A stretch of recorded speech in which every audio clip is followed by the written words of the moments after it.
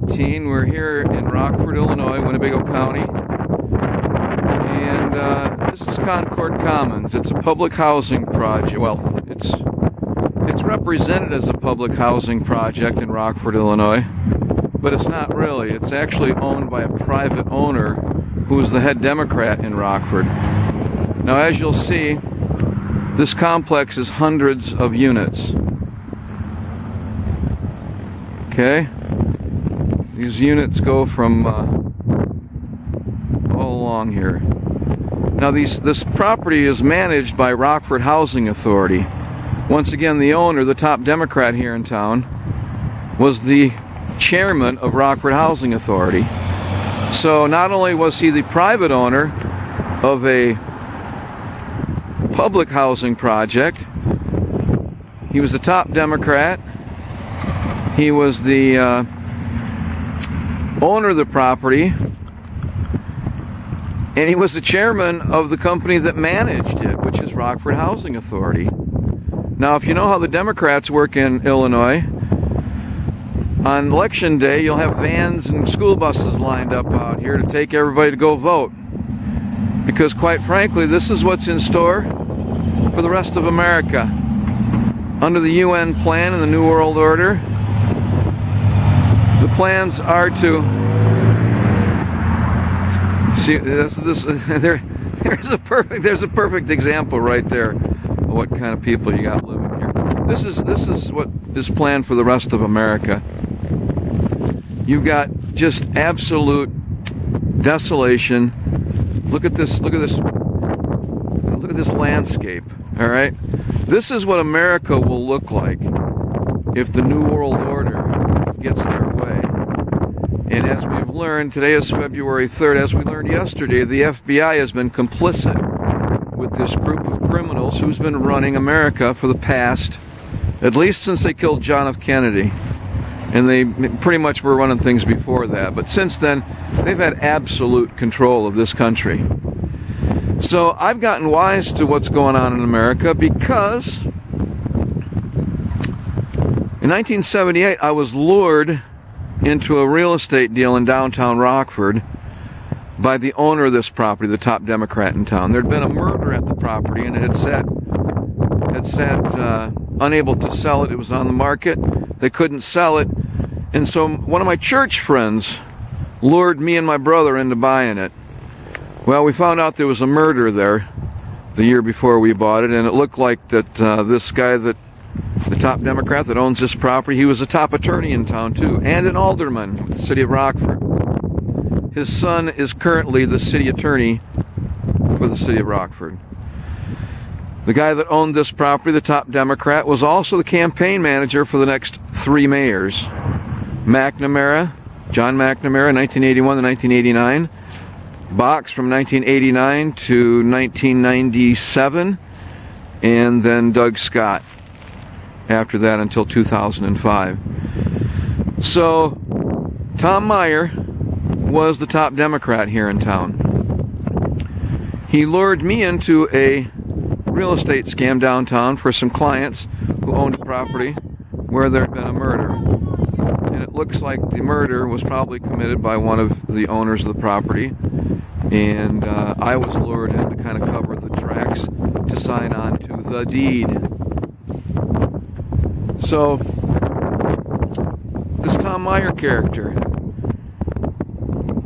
he lured me in with a church member in 1978. That church member quit a month after I signed on to the property. Within 6 months, he had another agent of his who was a good friend of mine from high school. This good friend of mine from high school is named Bruno. His dad worked for Rockford Housing Authority, for Tom Meyer. This Doug Bruno sent me a letter and promised to take care of the property while I was on my Mormon mission, if I just made him my partner. So I made him my partner, and a couple months later the city of Rockford condemned my property for no reason after we'd spent about $15,000 on improvements in plumbing and electrical. We went to Tom Meyer and asked him what to do. He said you can't fight City Hall, even though he was City Hall. Well, since then I learned I better become a journalist and figure out what's going on here in Rockford. And so since then I helped start a newspaper called the Rock River Times. And in 25 years, actually in 1996, worked as a journalist for 25 years. In 1996, we discovered that the cocaine from Little Rock, Arkansas, in the murder of the two boys on the tracks, which the Wall Street Journal called the most famous murder mystery in America, was coming to Rockford, Illinois. The cocaine courier that witnessed the murder of Kevin Ives and Don Henry in Saline County, where the country road met the railroad tracks, they stumbled on the CIA cocaine drops. And the guys that were picking up the cocaine were the Saline County prosecutor, allegedly, and two Arkansas state troopers, according to the courier who drove the cocaine to Rockford, Illinois. That murder mystery has never been solved yet. And in that time, I've been targeted by these people, by this cartel, by Tom Meyer, by the top Democrats. And as you'll know and have learned in the FBI MEMO, what this group of people do is they're protected by the FBI, because this all boils down to money. When you follow the money trail, it's all about the money. This Concord Commons here is where the political money comes from for all the dirty votes. Like I say, they line up the buses here on election day. And on election day, all these people are at the mercy of their landlord, the dirty top Democrat in town, Tom Meyer. Tom Meyer died in 2014. I won't say bless his soul. I don't think he had one. But what I found out in the past 6 months is that the person who owns my house was a partner of Tom Meyer. And now here's how that went. In 2002, the real estate partner that Tom Meyer set me up with in 1979, who then ended up getting my building condemned, got picketed by the labor union, who my partner Bruno's dad was the treasurer of. See, it's a cozy little system they got here, and it's all about the money. This is where all the money goes through. It's going to be used against the people here in town. It has been for 40 years. 40 years these guys have been running the show, and they're still in charge. Tom Meyer's son is the campaign manager to the current mayor of Rockford, Tom McNamara. Tom McNamara is named after Tom Meyer. And just to finish up here, how the money trail works, I found out in the past 6 months that the guy that owns my house was the banker, or I should say, he was the largest stockholder in the bank of the bank that mortgaged this property in 1978, October. Concord Commons never had to make a mortgage payment. You following me? Concord Commons never had to make a mortgage payment to Amcore Bank, at least up until 2000, when court records and depositions revealed what had happened. In 2000, there was a lawsuit where Concord Commons was sued because of a girl that had a pot of hot oil tip over on her. The attorney that sued Concord Commons, that sued Tom Meyer, ended up being my attorney in a lawsuit brought on by Tom Meyer's agent, Doug Bruno, in 2002. Larry Morrissey was that attorney. Larry Morrissey took my case in 2002. He fixed my case. He withheld the evidence, missed the 213 disclosure deadline, which left me without evidence to prove up my case. In 2006, they ended up stealing $500,000 from me, this cartel. The agents of Tom Meyer, a judge, an attorney who were law partners, Brian Larkin and Ron Perello. And then when Larry Morrissey became mayor, he turned me over to another attorney who ended up quitting a month before trial, and that's when I found out I had no evidence. So the dirty deeds that are done in this town are for a purpose. They're to keep the lid on the filthy people that are running Winnebago County, Rockford, Illinois. And as we've just found out, the FBI, how it protected the Clinton family, and how it tried to destroy Donald Trump, tried to frame him, who's the President of the United States right now, tried to frame the President of the United States. Do you see how little chance I had of fighting these guys here? I had very little chance of fighting them here, because they have absolute control. In fact, in 2002, when I was sued by Doug Bruno, an agent of Tom Meyer, I went to the FBI because at that point I knew I was being defrauded. Okay, I'd only been paid back the $50,000 of the properties that we owned. We owned 3 properties together, and they made $750,000 in 25 years. I was only paid back the $50,000 which I invested in 1983. I was the sole investor of our 3 properties. So that's why they took me to court in 2002 and ended up stealing all the profit from the 25 years which I was trying to recover in my counterclaim from Larry Morrissey that he filed. And when Larry Morrissey filed my counterclaim, he did a great job, except then he did a secret thing on me. He filed another one secretively, which took off the jury demand and changed everything so that I didn't get the jury that I asked for. So when his people then asked me later, after the whole thing was over, they ended up stealing 2 of my properties, ended up stealing $500,000 from me. Larry Morrissey's assistant calls me for his father and tells me, "Hey, we want the rest of your property, man." That happened about 3 or 4 times until finally I told them, "I no longer wish to participate in your fraud." And I never got another call back. So there are ways out of this. I luckily got one on that because I wasn't going to give them any more. I wasn't going to give them any more money for what they had done to me. So before the lawsuit in 2002, I went to the FBI and I brought the stack of documents and showed them how Doug Bruno, my real estate partner, whose handler was Tom Meyer, I took to the FBI agent named Casey Solana here in Rockford.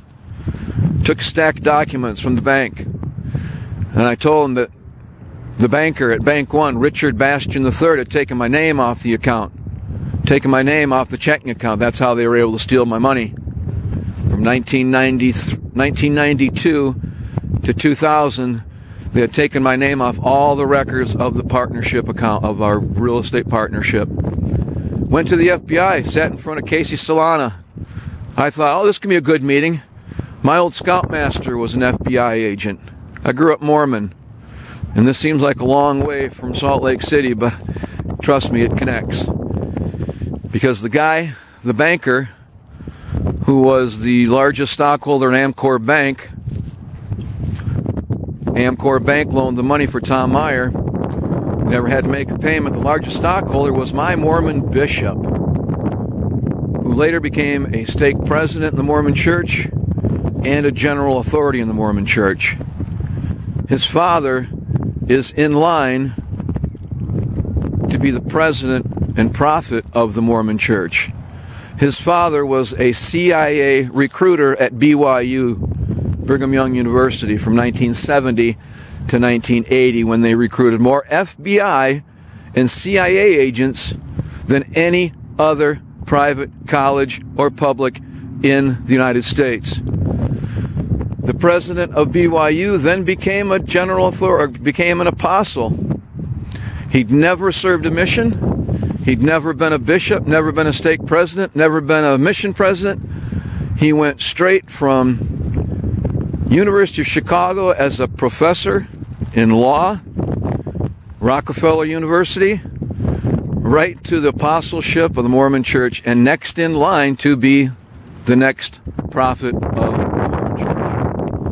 So as an apostle today, we just had Thomas B. Monson die a couple weeks ago. And Russell M. Nelson is the new prophet of the church.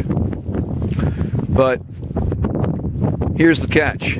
People don't know that the corporate structure in the church puts the president as the sole beneficiary of the assets of the church. Right now, as the Mormon church sits, there is the possibility that if this father-in-law of the owner, the former owner of Amcore Bank that financed Concord Commons, the largest cocaine outlet in Winnebago County for 40 years, if this man gets hold of the presidency of the Mormon church, he can sign over the assets of the $1 billion of the Mormon assets all across the country, can sign it all over to the New World Order, the CIA, and Joseph Smith's work will all be in vain.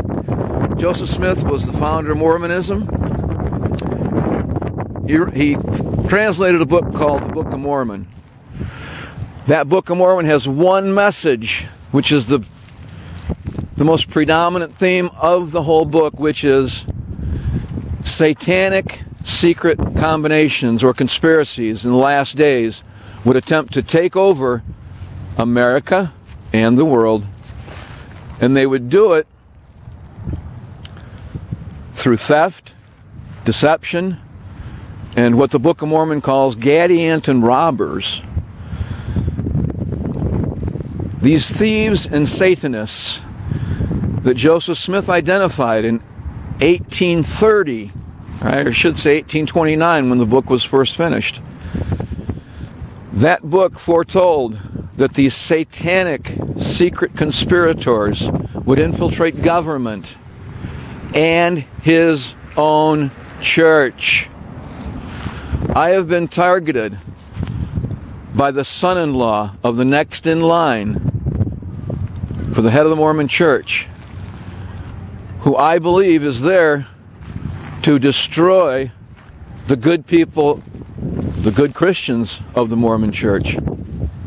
And I say this is a long way from Salt Lake City, but not that far from the history of the church, because the founder of Winnebago County was Stephen Mack. Stephen Mack was Joseph Smith's uncle. Joseph Smith's mother was Lucy Mack Smith. Her brother was Stephen Mack. Stephen Mack was a fur trader in the early 1800s, came here and founded Macktown, which is up by Rockton, Illinois. He married an Indian princess named Hananiga, who the high school in Rockton, Illinois is currently named after. So I've been targeted for 40 years because at 12 years old, I was introduced to another apostle named Ezra Taft Benson at the Chicago Steakhouse at Wilmette, Illinois. When I was 12 years old, he told me to read a book called None Dare Call It Conspiracy. And he told me about these secret combinations that were going to take over the church and the government of the United States and the world if people let them. So I'm here to show you that for 40 years I've been fighting these bastards, and I need some help. I need some help because they're a little bit above my pay grade. Although I did start a newspaper and fought them as long as I could, they're getting the upper hand on me right now. And as we know, with yesterday and the FBI secret memo, the secret memo that's been released, the congressional analysis of how the FBI has been converting justice for the past, well, at least the past 2 or 3 years. But I can guarantee you, since my visit from the FBI in 2002, when I showed them the evidence, and he looked me in the eye, and he says there will not be an investigation. So I started writing down on my pad, there will not be an investigation. I said, why won't there be an investigation? He says, we protect the bank's rights, not yours. Let me say that again. Casey Solana, the FBI guy that I talked to in 2002, told me he was not going to investigate the fact that Richard Bastian III and Doug Bruno had taken my name off all the records of my checking account from my real estate partnership. of which I was the sole owner and investor. So as I'm writing this down on the pad, he says, "What you writing down?" I said, "What you just told me." He said, he said, "If I ever see that in writing, I'm not going to be very happy." So not only would there not be an investigation to protect the criminals here involved in stealing $500,000 from me and 2 of my properties, but he protects the bank's rights to steal from me. He told me he protects the bank's rights, not mine. And if I ever put it in writing, he wouldn't be very happy. Well, sorry, Casey, to make you unhappy today, but that's just the way it goes. Because you guys are exposed now, and it's time that the rest of America finds out why everything's been going to hell for as long as it has. And somehow,